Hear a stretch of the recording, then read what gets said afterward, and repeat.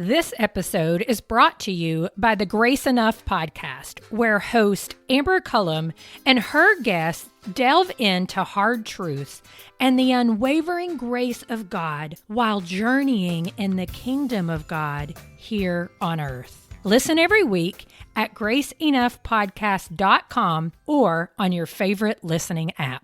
This episode is part of a long series exploring how some evangelicals tie themselves to the Republican Party in the United States. It can stand on its own, but when you're done, go back and start at the beginning of Season 6. This is Why Can't We Talk About Taxes? If it quacks like a duck, it pays tax like a duck. The U.S. income tax was made permanent by the 16th Amendment in 1913, but it wasn't until World War II that most Americans were required to pay it. Initially, only the truly wealthy did. But World War II took such a big toll on the country, more money was needed. To ease the blow, the Secretary of Treasury reached out to Hollywood for propaganda, as they did to promote things like war bonds and enlistment. And they got in touch with Walt Disney, who produced a film featuring Donald Duck paying his taxes as a patriotic duty. Normally, I'd play some audio from the ad, but this is Disney. I'm not going to risk it. But I will post the video on the website. Donald is hesitant to pay at first, but his country is at war. They need, quote, taxes to beat the Axis. And he gets to work, writing his dependents as Huey, Dewey, and Louie. And guess what? Donald Duck made $2,501 that year. Another film of that era used the line, quote, just remember, every dollar you don't spend for something you don't need is a dollar spent to help the Axis. That's right, and every dollar you sock away for taxes is another dollar to sock the Axis, end quote. It's cute, right? But it also speaks volumes about how taxes were being framed in that era, as a way to fight wickedness and show patriotism. Today, though, I don't have to tell you, we don't exactly have the same warmth towards the income tax. Some of my coworkers even believe it's unconstitutional. It's not. We'll get there. This season, we're covering why some evangelicals tied themselves to the Republican Party in the 1970s and 80s. Despite what pop history books say, it's actually a complex story. It involves a lot of stuff we've already covered, from battles over feminism, the gay and lesbian movement, shifts in the GOP, and battles over education. We're still missing a few aspects like race and the new right. Not to mention the magnetism of Ronald Reagan. Another big one, and I mean a big one, is the economics of the 1970s. But first, we need to have a frank conversation.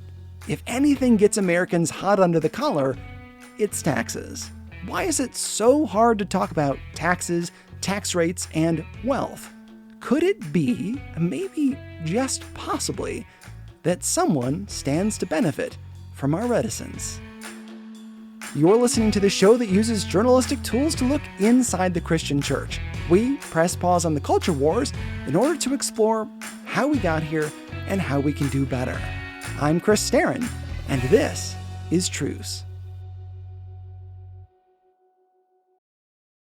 I've got a special guest for this story today, Pulitzer Prize winner Jesse Eisinger. My name is Jesse Eisinger. I'm a senior editor and reporter at the nonprofit, nonpartisan investigative news organization Publica, and I am the author of The Chicken Shit Club, Why the Justice Department Fails to Prosecute Executives. Jesse came to my town a few months ago and gave a compelling talk. And if you recall, I live in the wealthiest county per capita in the United States.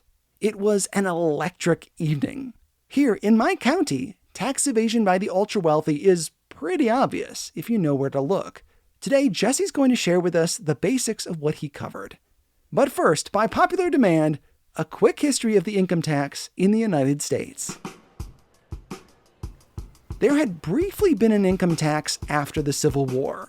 As part of it, the annual income of wealthy Americans was published in newspapers. Cornelius Vanderbilt, for example, $576,551, quite a bit more than Donald Duck. But this practice was short-lived, and decades later, a new income tax was needed. Both political parties were essentially trying to out-progressive each other. There were factions of the Republican Party in the late 1800s that fought for big business and lower taxes, but the general mood of the era was about bettering humanity through laws. You know who wanted an income tax? William Jennings Bryan. Even towards the start of his career when he was a member of the House of Representatives, before his Cross of Gold speech, he championed lower tariffs and a graduated income tax. Graduated means, essentially, that it has tiers. Poor people pay a lower percentage of their income, while wealthy people pay more. For Bryan at that time, it was a break from his party. Okay, let's jump forward a bit to the 1910s. At that time, Republicans controlled Congress, and Republicans were mostly controlled by a Northeast faction of really wealthy men, and they were sort of millionaires themselves, and they were working for the millionaire class, and they did not like the income tax, as you can imagine. So they fought it, and the way we funded ourselves back then in the first decade of the 20th century was through tariffs. What is a tariff? Say the people of the United States want to import something, like, I don't know, teddy bears. There's a company in India that makes high-quality teddy bears. The thing is, labor and materials are cheaper in India, and American teddy bear manufacturers are worried that they'll be put out of business by an influx of inexpensive Indian stuffed animals. So the government makes it more expensive to import those bears by collecting a tariff, a tax.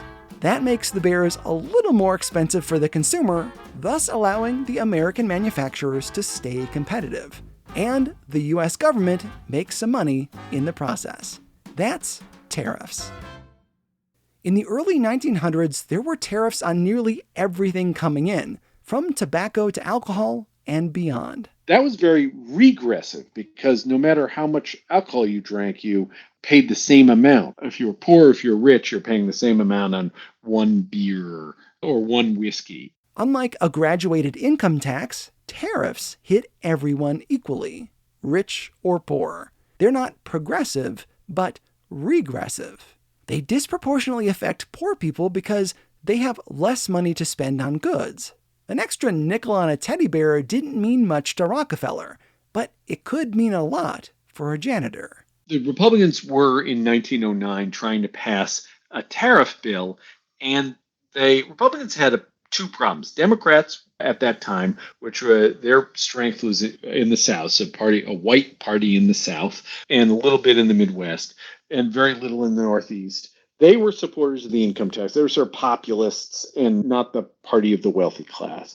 And then the others, there was this faction of progressives. People know the name Fighting Bob La Follette from my home state of Wisconsin. These guys wanted an income tax in the United States to get away from the high tariffs and relieve stress on middle and lower income people. In 1909, the federal government was facing some budget deficits, and they really didn't run deficits, and nothing like we did today. And so they were looking for ways to raise revenue, and that's why income tax got to be popular. So they passed a corporate tax, which also was a major defeat for the wealthy class in America.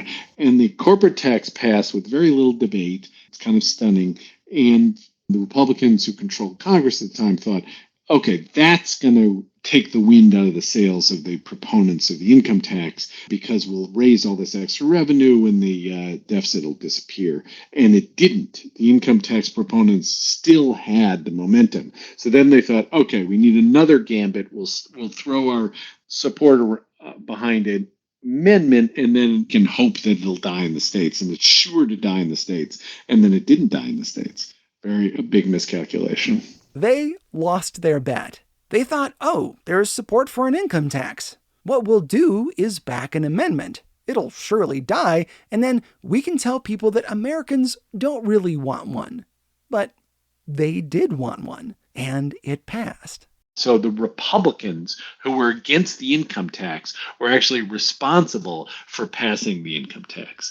That's a huge irony of the existence of this thing. Wild, right? Here is the 16th Amendment. The Congress shall have power to lay and collect taxes on incomes from whatever source derived, without apportionment among the several states, and without regard to any census or enumeration. The wording there is important. This is a tax on income. By the way, when your uncle or cranky coworker argues that an income tax is unconstitutional, you can literally point to the Constitution to prove them wrong. Initially, the tax only impacted the wealthy. Just the top 15% of Americans paid it. Then came something vital. The Supreme Court case, Eisinger v. Maycomer. A woman named Myrtle Maycomer owned stock in Standard Oil, 2,200 shares, a booming business in 1916. The stock did well, so as a stockholder, Myrtle was owed a little something for her investment. Instead of getting cash, she got an extra share for every 2 shares she owned. In other words, a bonus 1,100 shares. The company didn't pay her cash that she could spend in the store, but now she owned a little more of Standard Oil. Yet when tax time came around, the IRS said she owed them money. Myrtle argued that while she'd gotten wealthier, the new stock was something different. Remember, the 16th Amendment taxes income. The case went all the way to the Supreme Court, and in 1920, they ruled that stock dividends were not to be considered income. And this is one reason it's difficult for us to talk about income taxes as citizens of the United States. Right here, Eisinger v. Maycomer. Because when we lower and middle class people talk about taxes, we're not talking about income in the same way that the ultra-wealthy are. It exposes a nasty little loophole, and we'll cover it after the break. While you listen to the ads, consider leaving a 5-star review on your podcasting app. It helps people find the show. This episode is brought to you by the Grace Enough podcast. I am its host, Amber Cullum. Each week, I sit down with a guest to discuss hard truths and the unwavering grace of God they've experienced while journeying in God's kingdom here on earth. You'll hear from guests like Jen Wilkin, Jamie Ivey, Andy Crouch, and Scott McKnight. Listen to these conversations and more by searching Grace Enough Podcast on your favorite listening app or by visiting graceenoughpodcast.com.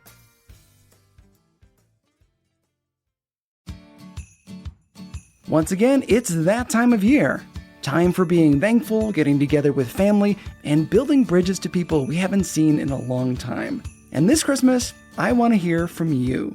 I'm putting together a listener episode based on your stories and thoughts. This season, I'm asking listeners to submit a story from 2024 about something you're thankful for. It can be a fun memory of an adventure with friends, recalling a conversation with a stranger, or some small act of service that touched your heart this year. And there are a few ways to submit a story. First, you can record a voice memo on your phone and submit it to trucepodcast@yahoo.com. Second, you can go to speakpipe.com/trucepodcast and record it right from your web browser. The link is on the Truce website as well. Again, it's speakpipe.com/trucepodcast. Or third, you can call and leave a voicemail at 307-264-0644. That's 307-264-0644. By leaving a story, please be aware that your voice and message may be used on the show. I'm really looking forward to hearing your stories. Send one in today. The deadline for submissions is December 10th, 2024. Welcome back. Today, the thrilling truth about income taxes. And actually, I'm not kidding.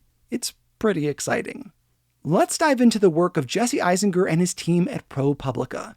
Several years ago, starting in 2017, my colleague and I, Paul Keel, started looking at the Internal Revenue Service. But we found a different story.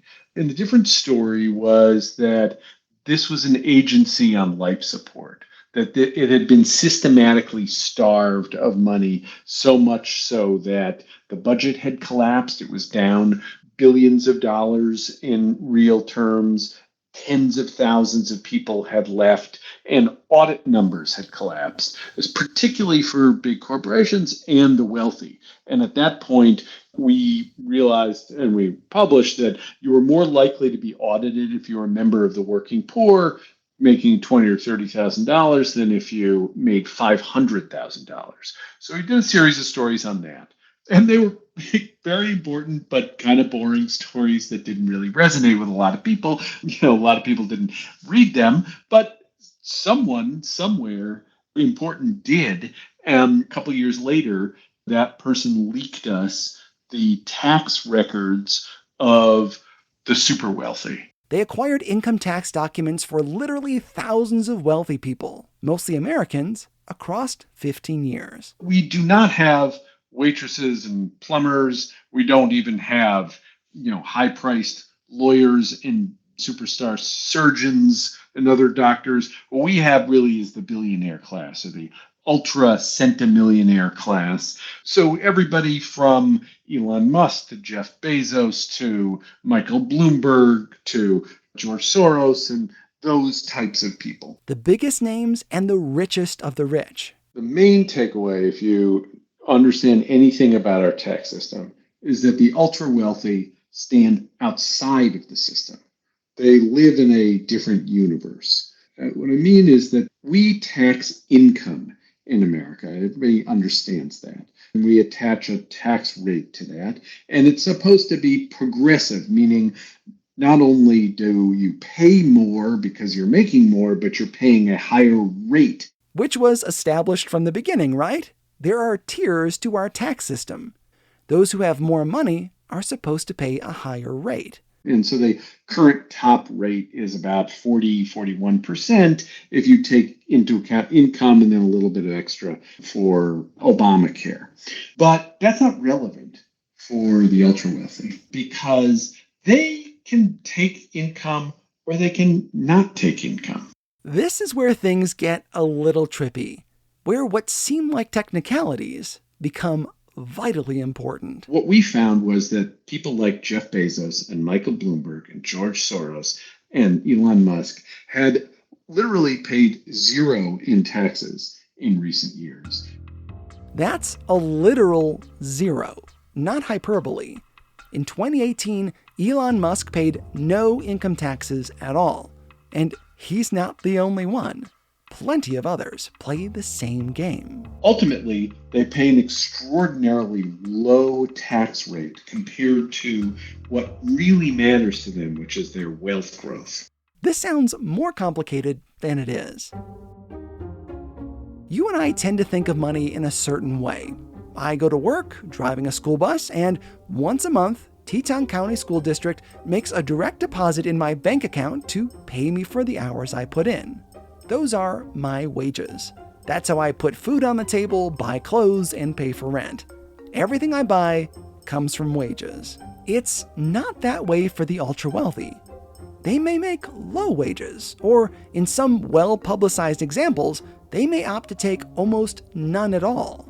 Famously, Larry Ellison of Oracle, Mark Zuckerberg of Meta, Apple's Steve Jobs, and others have all taken just $1 in income from their major companies, which makes them look altruistic. Like, it's not about money. But it is. Of course it is. So they take very little income, but they have an enormous amount of wealth growth. So their wealth grows by billions and billions of dollars, but they take very little income. And because we only tax income and not wealth growth, we end up not taxing them very much. So the average American typical American pays about 14% in federal income tax. And when you compare taxes paid to the wealth growth for billionaires, they're paying about 3%. Let's break that down. They're not bringing in income the way I do working at the bus barn. Maybe they're doing that $1 thing. They may not bring home a paycheck, but they are still being compensated. How? Through things like stock and stock options. And if, say, they are taxed, because of a bunch of complications we're getting to, it's 3% compared to our 14%. you can do lots of things with wealth growth. You can buy things when you have wealth growth. You can donate the money. You can express your power. You can give money to politicians. And how do you buy things when you don't take income? You borrow.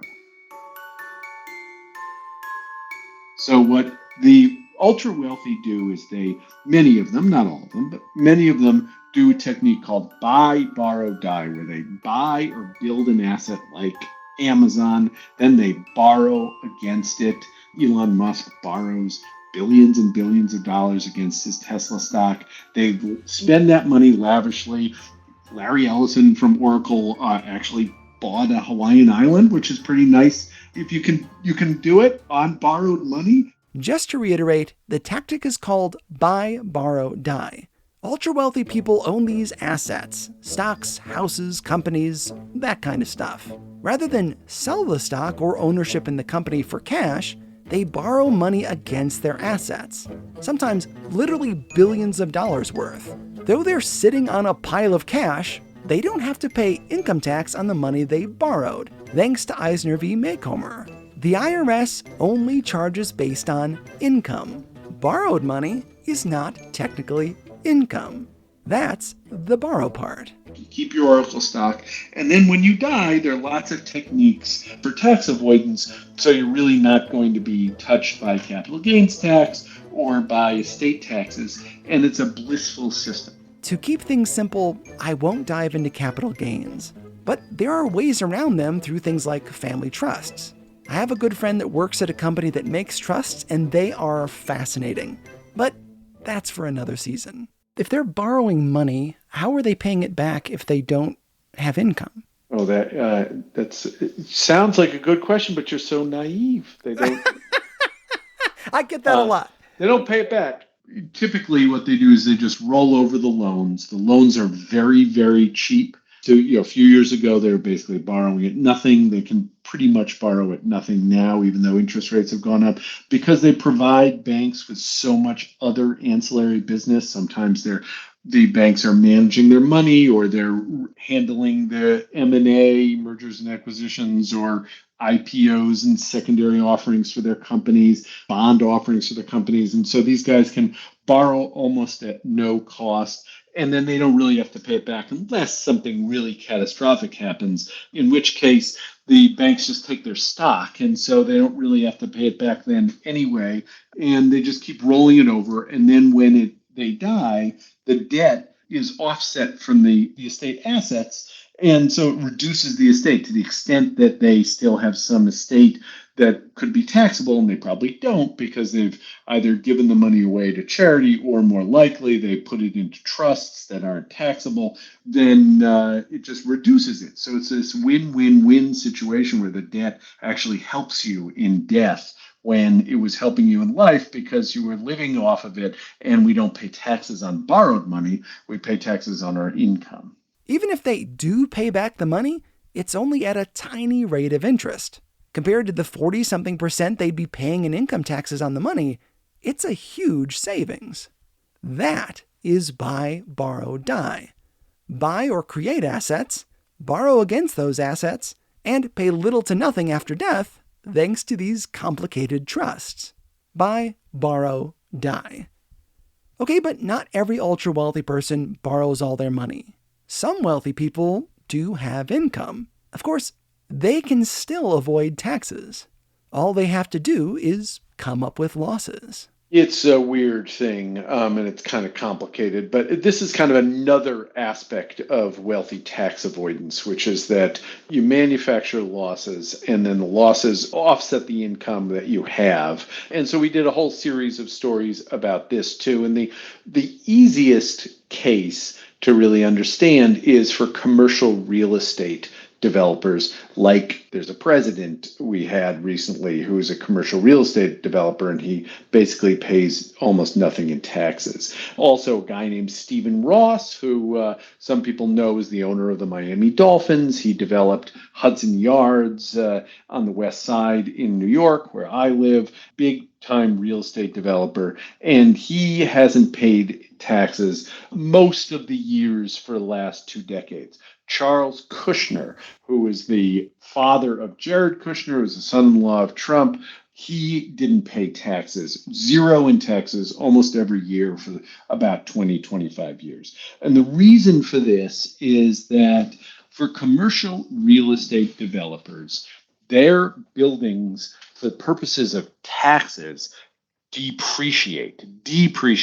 So they go down in value. And what you do is you assign this kind of made up accounting value for the idea that a building is going to actually depreciate. Like, everybody understands that when you buy a car and you take it off the lot, the minute you take it off the lot, it's worth less than what you paid for it because it starts to depreciate and it loses value as long as you drive it. It's the same theory for commercial real estate buildings, except there are two things. One is it's non-cash.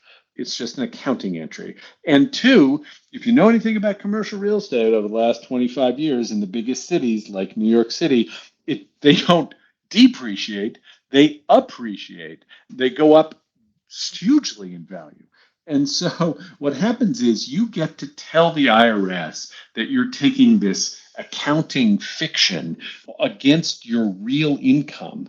And so you put the depreciation against your real income. You wipe out your income. You have no taxes. Meanwhile, the rents are coming in and the building itself is appreciating in value. It's this extraordinary business to be in if you can be in it. It's very nice to be a commercial real estate developer. And other people have techniques. Oil and gas guys have techniques because they get sort of a similar thing going with oil wells and natural gas wells. And then the other really mind-blowing thing is that what the ultra wealthy do is when you get rich, you develop a hobby. Typically, a lot of people like horse racing and raising thoroughbred horses.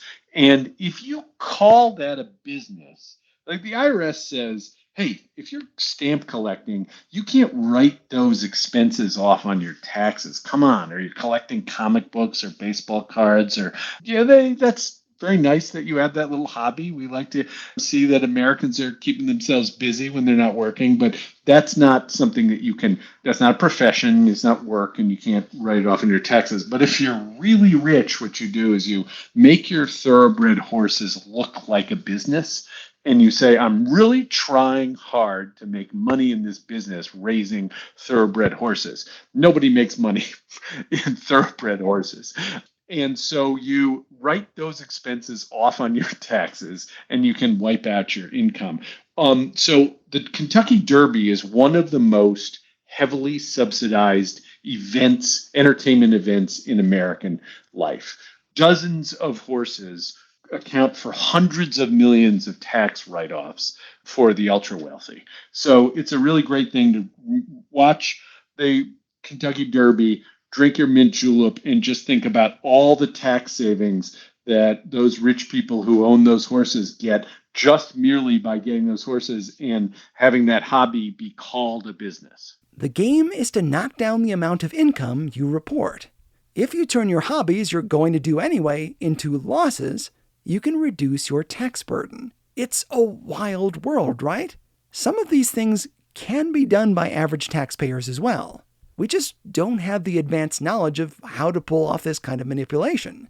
Or in cases like mine as a school bus driver, podcaster, improv comedian, it would cost me more in lawyers and time than I'd spend just paying the taxes. These practices, while legal, make our tax system fundamentally unfair. And the game starts with the difference between income and wealth. Allow me to illustrate just how askew this is. In his article about Buy, Borrow, Die, Jesse and his team at Publica used this example. In 2018, the top 25 richest Americans were worth about $1.1 trillion.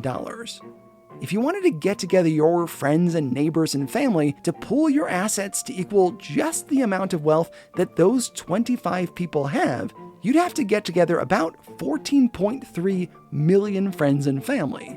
That's approximately the populations of Pennsylvania, Wyoming, and Vermont put together. That many people just to match the amount of wealth of the top 25. Now, let's pretend that the IRS were going to knock on the door of the top 25 wealthiest people. At the rates they're currently being taxed at, the IRS agent would go back to the office with about $1.9 billion. A lot of money.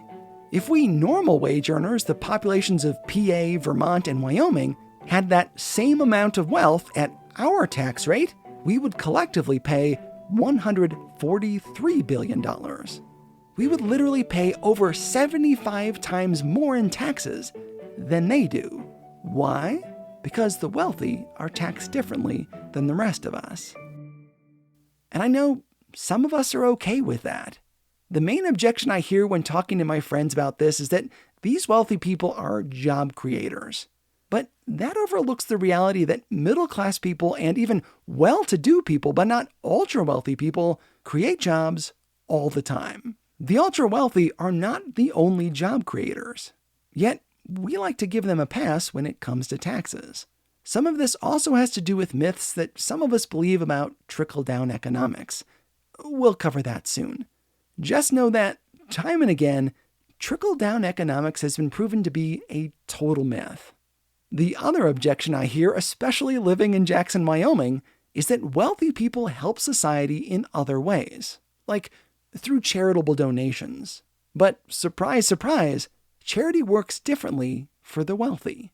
Only about the top 10% of Americans benefit from writing off charitable donations. You can't wipe out your entire income that way, although it has actually in recent years briefly been 100%, but typically it's around half, which means you could up to half of the amount of income you have, you can donate to charity, and then you can wipe out your income up to half, up to 50 cents on the dollar. And so lots of people do that. And some people are trying to eliminate malaria in Africa, and some people want to have private museums in their houses that are only open to the public from 113 to 157 on every Tuesday when it's a blue moon. And we've actually written a story about that. Literally, people make private museums and things like that, and then give the public quote unquote access, but they can't really have access in any real purpose of it. He's not kidding about that. There's one going up here at the corner of Kelly and Vine, just a few blocks from where I'm recording this right now. I jogged past it yesterday. Then the charitable donation is abused in the larger sense, which is that even when the wealthy are doing something that's ostensibly meaningful, like donating to some education initiative or donating to an anti-poverty initiative, what they're doing is getting subsidized heavily from the taxpayer. So what we're doing with that is taxpayers are saying we want more of this, so we're going to give an incentive. So really what we're doing is we're paying our own tax dollars for that. And so what that means really is that we're giving billionaires the ability to dictate our public policy choices. We're kind of outsourcing our democratic decisions about where we should allocate the money for societal needs to billionaires. This is undemocratic. We working people have to pay our taxes, and whether we like it or not, that money is spent on everything from wars and Superfund sites to roads and schools. But the wealthy get to choose where their money goes. They can give money to a charity or a political group, and they get a tax write-off for doing so. It reduces their amount of income. And we, the 90% who don't get that benefit, subsidize their whims. Next time you hear a billionaire who pays no taxes say that they support our troops, know that they likely don't. If they're not paying taxes, they are literally not supporting the troops. Not like Donald Duck did in those films in the 1940s. They might instead be funding an orchestra, public art, or a private museum where they hide their assets that they can sell at any time.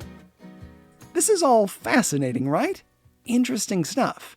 Maybe it makes you angry. Or perhaps you're angry at me for covering it. Both are okay with me. Just notice your reaction. let it inform how you hear the next few episodes as we continue to talk about taxes and economics. Because when we get to battles over those things in the 1970s, they will greatly inform why some evangelicals went to the Republican Party. It will help if each of us notices our bias, acknowledges it, and questions how that bias impacts our ability to understand those with different opinions. Well, and how do our misconceptions about tax rates kind of hinder our discussion about taxes for the ultra-wealthy? Because, even in the news, you'll hear we're trying to push up the tax rate for the ultra-wealthy, but it doesn't really make a difference to them, but it kind of just seems like a PR thing. How does that change how we talk about it in polite society? Yeah, that's a very astute point. Our political conversation about taxes is totally broken because it's focused on rates. And so almost exclusively, we talk about raising rates. And so even Democrats and people who want to raise taxes, they say, well, we've got to raise taxes on millionaires by raising the highest rate. And, in the 1950s and 60s, early 60s, the highest rate often was 90% or above 90%. So over a certain amount of money, if you made over, I can't remember actually the highest threshold, but let's say it was over $100,000 back in 1955, that next dollar that you made would, you'd have to send 90 cents to the government. The historical aspect will be important too, because for all the griping my coworkers do about income tax rates are far lower today than they were in the 1970s. In 1976, when Jimmy Carter was voted into office, the tax rates for the median American would have been about 25%. Compare that with today, which is about 14%. That's a huge difference. In the United States, actually, the people who pay the highest rate, the effective rate, after all is said and done, are people who make $2 to $5 million a year. A lot of money. Maybe not what we'd consider ultra wealthy, right? After the $2 to $5 million bracket, the rates actually start to go down. After a certain point, you can save money by earning more. It goes up. If you have the lowest income, you're paying the lowest rate, and then it goes up and up and up until you make to $5 million a year, and then it starts going down. And then it's actually regressive. It's where the wealthier you are, the more income that you have. And now we're talking about income, not wealth gains.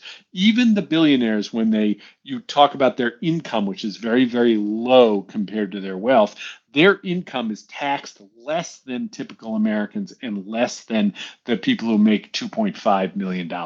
So they get it great every single way. It's just an ideal world for them. Let's switch lenses. Instead of talking about income, let's discuss wealth. ProPublica did something pretty smart.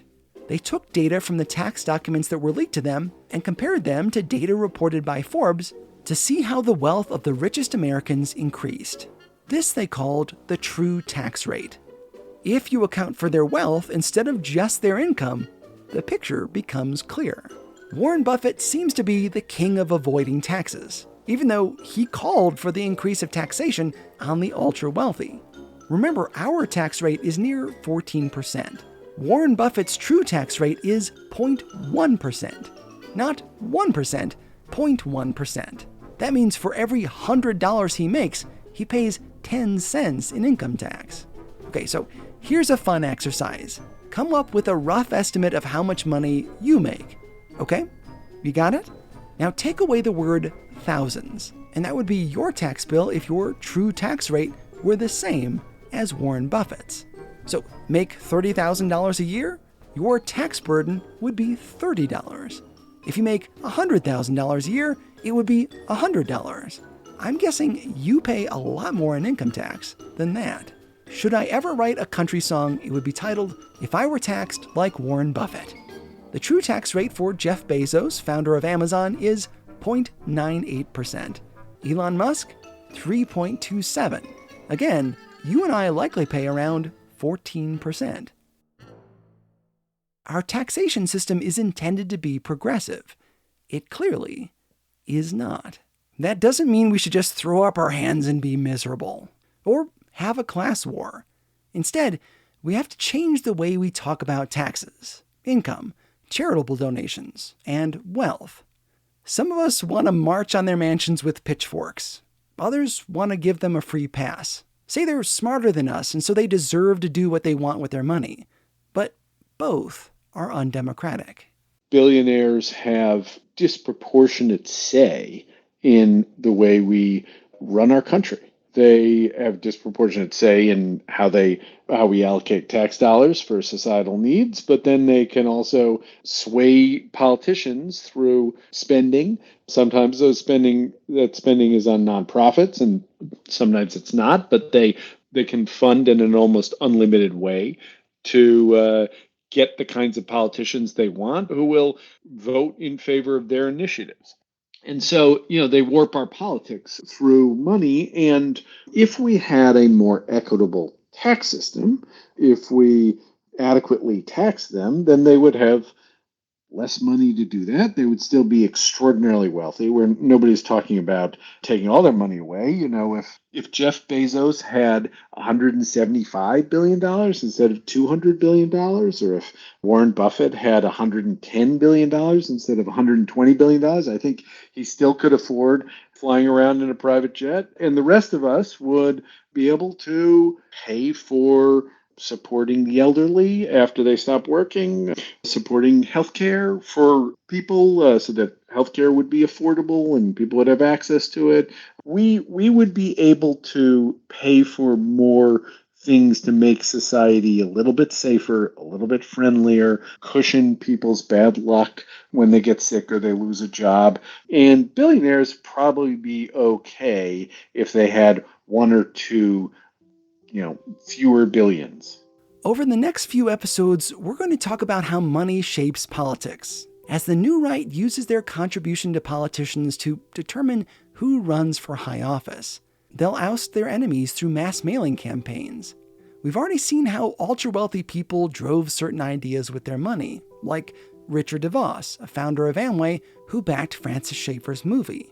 Or Robert Welch Jr., who took profits from his candy company to create the John Birch Society. R.J. Rushdoony's wealthy backers who pushed libertarianism. Even Billy Graham was funded by a bunch of wealthy people, including Herbert J. Taylor, an aluminum magnate. Good or bad, the ultra-wealthy are driving the things we're discussing this season. And one of the major changes ushered in under Ronald Reagan was dramatically slashed income taxes. Listen, taxes were cut for average people too. Don't miss that part. But while average Americans got their boost, the ultra-wealthy used smokescreens to sneak through a bunch of loopholes. Those loopholes allow more spending on campaigns, more giving to nonprofits that don't really help the lower classes, and more money spent on horses at the Kentucky Derby. Along the way, they even convinced some Americans that the ultra-wealthy are smarter than us and deserve to keep more of their money. And with all of those tax breaks came a skyrocketing deficit. Let's not leave this discussion on a sour note. It sometimes seems like we're in an impossible situation. Let's end today's episode with Jesse's optimistic take. We have a precedent that happened roughly 100 years ago, which is that in a time of great wealth inequality with concentrated power, concentrated corporate power, concentrated power by the wealthy, dominance by the wealthy class, there were these efforts that succeeded over time, with a little bit of luck, but over time, to make our society more equitable. So that post-World War II, we had a society that had much more shared prosperity. Now, of course, there are huge asterisks to that. Black people were cut out of our shared prosperity, and women couldn't work. I mean, there's giant exceptions to that. But overall, there was less income inequality, less wealth inequality, shared power between labor and capital, offsetting power. So within our lifetimes, or, within our memory in the 1950s, we had a more equitable society. 100 years ago, if you look at history, were able to reform and make society more legitimate and fairer for all Americans. And so I think we have these historical precedents that we could have again. There's no reason that our society is more broken than they were back then. It was awfully broken and awfully corrupt back then, too.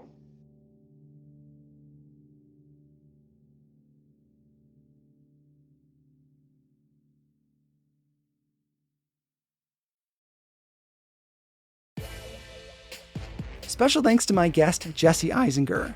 His book about the Justice Department is fantastic. I'll have links to it in your show notes and on the website for this episode.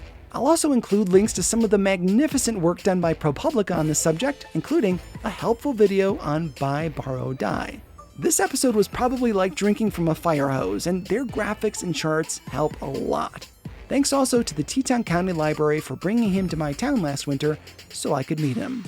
As always, I'm indebted to my friends for letting me yap on about this for months, specifically Nick and Dave, but also thanks to my friend Josh Griffith for reading the 16th Amendment.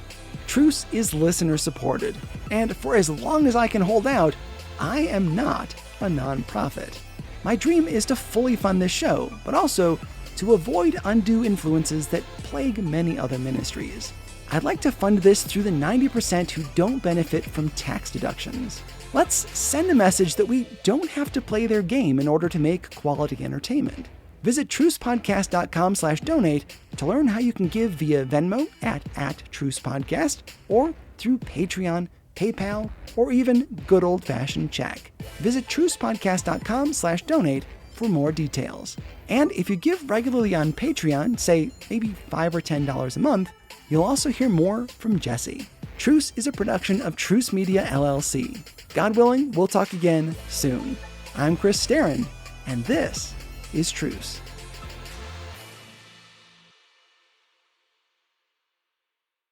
This episode was brought to you by The Pour-Over. The Pour-Over believes that news can actually be a force for good, helping people find rest and comfort in Christ while spurring them on to loving action, instead of, creating division, anger, and a persistent feeling of impending doom.